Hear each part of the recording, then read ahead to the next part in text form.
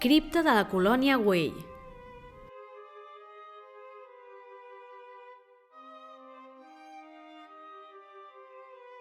Eusebi Güell, fidel defensor de l'obra d'Antoni Gaudí, l'any 1898 li va encarregar una església per a la colònia tèxtil que havia construït a Santa Coloma de Cervelló, prop de Barcelona.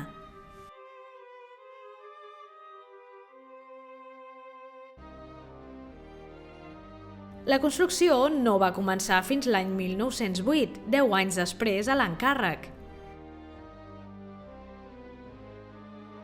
D'altra banda, Gaudí va abandonar l'obra l'any 1914 i els treballs es van suspendre definitivament l'any 1916, quan només s'havia construït la cripta.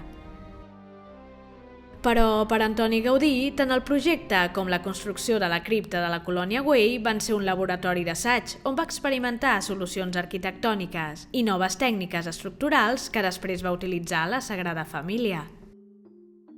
Va realitzar atrevides provatures utilitzant el maó i la pedra per a la construcció d'estructures arquitectòniques portades als seus límits, com ara els arcs parabòlics o les columnes i paraments inclinats.